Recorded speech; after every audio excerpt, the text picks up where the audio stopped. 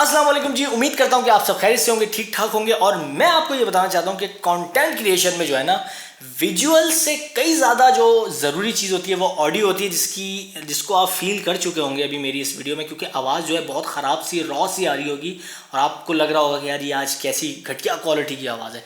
तो हम वक्त ज़ाया नहीं करेंगे, हम करेंगे एक प्रोफेशनल माइक पे कन्वर्ट। और अब आप देखिएगा कितना फ़र्क आता है। तो 1 2 3। अब जो ये आवाज़ आप सुन रहे हैं ये एक प्रोफेशनल माइक्रोफोन की आवाज़ है और इसको हमने ज़रा भी जो है ना वो ट्रीट नहीं किया एडिट के ऊपर। और ये बिल्कुल एक रॉ आवाज़ जो रिकॉर्ड कर रहा है ये एज इट इज़ रिकॉर्डर के अंदर, वो मैं आपको दिखा रहा हूँ। क्योंकि आज के एपिसोड में जो हम रिव्यू करने वाले हैं वो इस माइक्रोफोन का करने वाले, जो कि बोया M1000।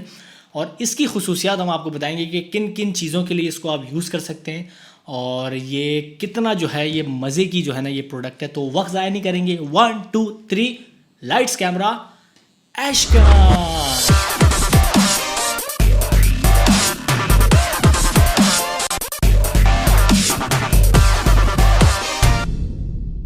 मैंने आपको ये बताना है कि ये किन किन पर्पसेस के लिए यूज़ किया जा सकता है। मल्टीपल चीज़ों के लिए आप इसको यूज़ करते हैं, जैसे कि पहली अगर बात करूँ तो वॉइस ओवर रिकॉर्डिंग। सेकेंडली आप इसके ऊपर पॉडकास्ट कर सकते हैं। पॉडकास्ट आजकल वैसे ही बहुत फैशन में है, तो क्यों ना जो है वो आप इसको कंसिडर करें। और तीसरा, जैसे कि कोई गिटारिस्ट या वन मैन आर्मी जैसे नहीं होता, सिंगल आर्टिस्ट परफॉर्मेंस वगैरह जैसे आप कर रहे होते हैं, कोई कवर कर रहे हैं साउंड के और गिटार बजा के आप उसमें गाना गा रहे हैं, तो उसके लिए आप यूज़ कर सकते हैं। और इंस्ट्रूमेंट रिकॉर्डिंग आप इसके ऊपर बड़ी अच्छी कर सकते हैं।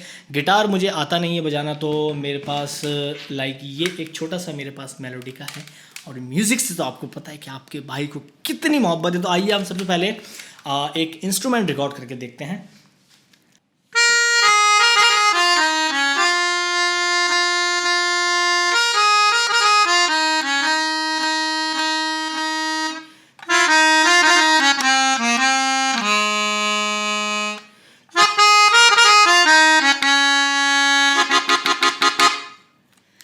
तो ये आपने देखा कि एक इंस्ट्रूमेंट अगर आपको कोई इस तरह का रिकॉर्ड करना है, फ्लूट हो, माउथ ऑर्गन हो, मेलोडिका हो, हारमोनिका हो या कुछ भी चीज़ हो, वो आप इस पर आसानी से रिकॉर्ड कर सकते हैं। गिटार ज़्यादातर लोग बजाते हैं तो वो उसके लिए बड़ा आइडियल है। इवन कि आप अपने वोकल्स भी जो है ना इस पर रिकॉर्ड कर सकते हैं। वॉइस ओवर के हवाले से अगर मैं बात करूं तो हमने अपने स्टूडियोज़ में जो है एक आर्टिस्ट को दावत दी है और वो आर्टिस्ट जो हैं बड़े अजीम आर्टिस्ट हैं हमारे। उनको आपने बचपन में गीत माला की कैसेट्स के अंदर उनकी आवाज़ सुनी होगी। कुछ इस तरह की होती है ना कि ये जो मोहब्बत भरा गाना हम आपकी खिदमत में लेकर आए हैं, ये अलका याग्निक और कुमार सानू की मीठी सुरीली आवाज़ में। अब जो भी होता है, मतलब यार, ओवर टू यू, चेक करें आप। असल में बात यह है हज़रात इकराम कि आज हम जहाँ मौजूद हैं यहाँ पे हम नई नई टेक्नोलॉजीज़ और दुनिया की नई नई चीज़ों को चेक कर रहे हैं। अस्सलाम वालेकुम वरहमतुल्लाहि वबरकातुहू।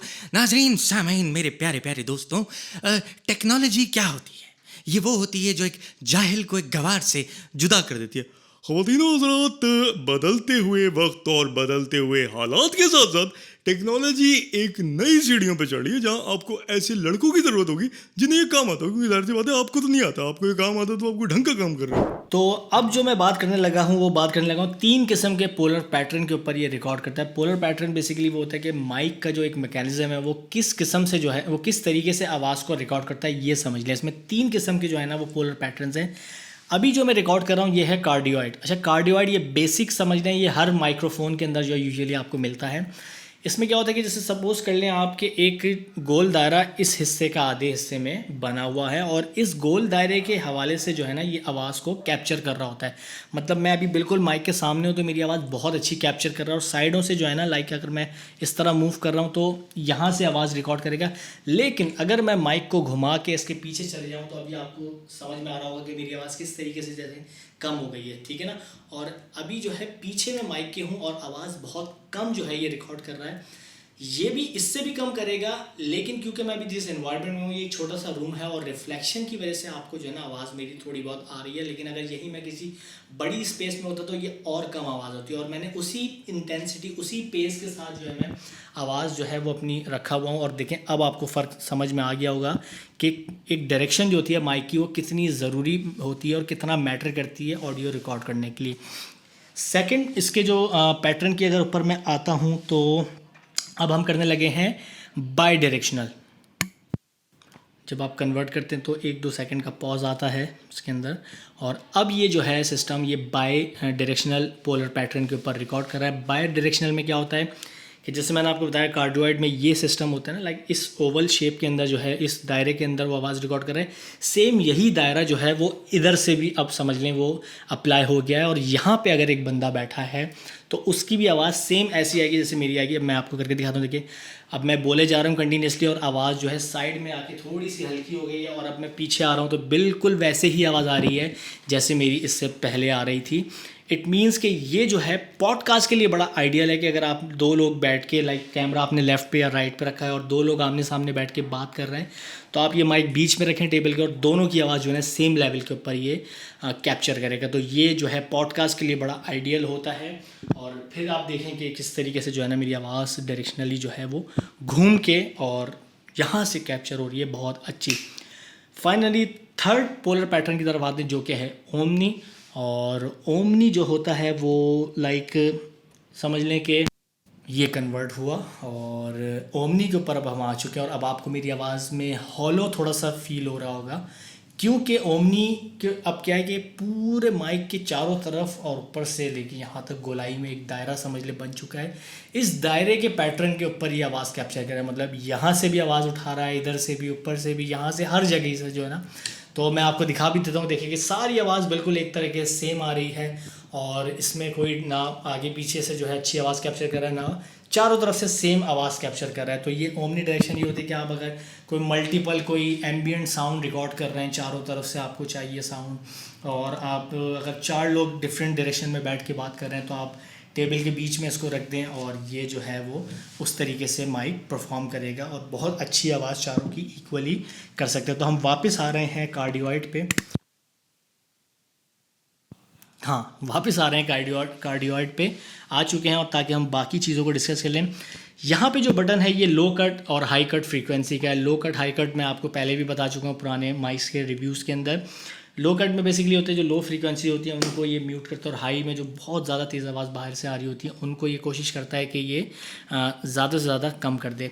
इसके अलावा इसके अंदर पीछे साइड में एक और ऑप्शन है जो कि डीबी कंट्रोल का है। अभी मैंने इसको बिल्कुल बेसिक 0 dB पे रखा है, यानी जो इसकी ओरिजिनल आवाज़ है, पैटर्न है, वो ये रिकॉर्ड कर रहा है। लेकिन मैं चाहूँ तो इसकी आवाज़, जैसे मुझे लग रहा है कि यार आवाज़ मेरी बहुत ज़्यादा तेज़ रिकॉर्ड हो रही है या बहुत ज़्यादा शोर है, तो मैं ये -10 dB पे भी कन्वर्ट कर रहा हूँ।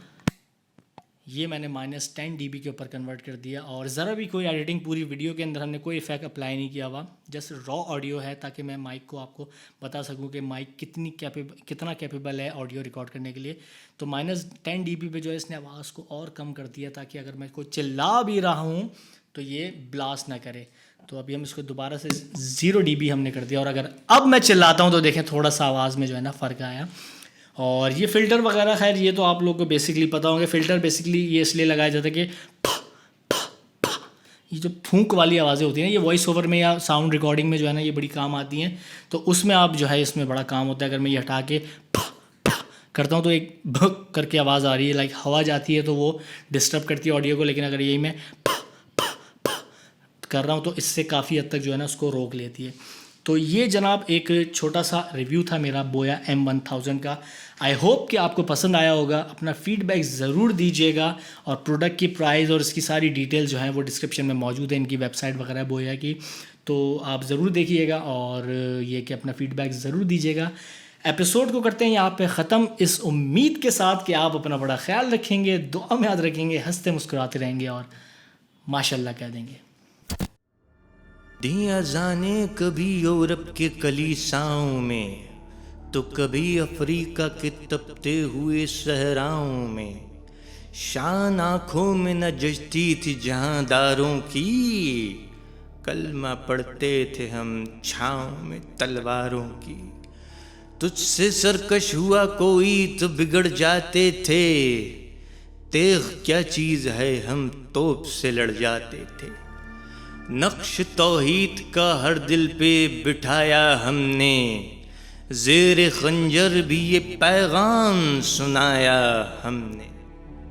कोई दीवाना कहता है, कोई पागल समझता है, ये धरती की बेचैनी को बस बादल समझता है। मैं तुझसे दूर कैसा हूँ, तू मुझसे दूर कैसी है, ये मेरा दिल समझता है या तेरा दिल समझता है।